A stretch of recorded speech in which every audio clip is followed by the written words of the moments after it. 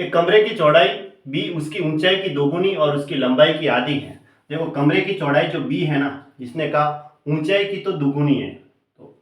ऊंचाई की अगर ये b दुगुनी है तो इसका मतलब ऊंचाई है वो, जैसे ये चौड़ाई है ना b,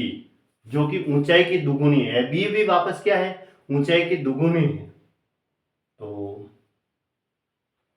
ऐसा कर देते, चौड़ाई b उसकी ऊंचाई की दुगुनी है, तो अगर ऊंचाई 10 होगी तो b क्या होगी, 20 होगी।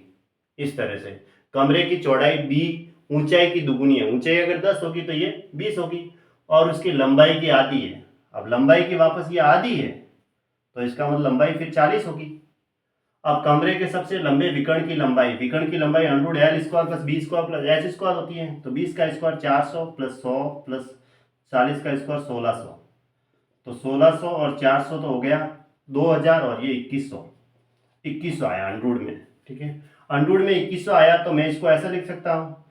10 का स्क्वायर 100 होता है और अंडरूड 21 को अंदर ऐसा कैसा लिख सकता हूँ। अब कौन सा ऑप्शन मैच करेगा, देखो अंडरूड 21 मुझे ऑप्शन सी में दिख रहा है, तो ऑप्शन सी में अंडरूड 21 और बी की वैल्यू क्या रखी थी, 20/2 करते हैं तो कितना आता है, 10 अंडरूड 21 आता है ना। तो इसका मतलब ऑप्शन सी सही है, बस ऐसे से कर सकते हैं,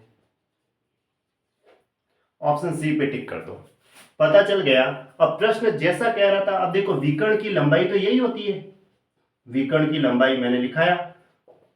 तीनों भुजाएं अलग अलग है, लंबाई चौड़ाई ऊंचाई, तो वो घनाभाकार टाइप से हुआ, तो उसकी विकर्ण की लंबाई क्या हुई, under root of L square plus B square plus H square, है ना। विकर्ण की लंबाई बराबर क्या होगी, विकर्ण की लंबाई है ना, अंडरूड में L square plus B square plus H square. वैसे कमरे के विकर्ण की अगर लंबाई निकालनी है, तो अगर तीनों अलग अलग है तो अंडरूड में L square plus B square plus H square कर दो, क्योंकि लंबाई चौड़ाई और ऊंचाई तीनों है वो अलग अलग दे रखी है, इस हिसाब से। अब इसने कहा है कमरे की चौड़ाई उसकी ऊंचाई की दोगुनी है, ऊंचाई जैसे ये चौड़ाई है, ये ऊंचाई ली, अब ऊंचाई की दुगुनी है तो ऊंचाई तो 10 ले ली मैंने, फिर चौड़ाई है जो 20 हो गई, और उसकी लंबाई की आधी है, अब चौड़ाई लंबाई की आधी है तो इसका मतलब लंबाई है वो 40 होगी, ताकि ये इसकी आधी हो गई। अब विकर्ण की लंबाई under root L square plus B square plus H square किया, तो मुझे मिला 10 अंडरूड 21, क्योंकि 100 का तो वर्गमूल होता है 10, अंडरूड 21 का नहीं होता।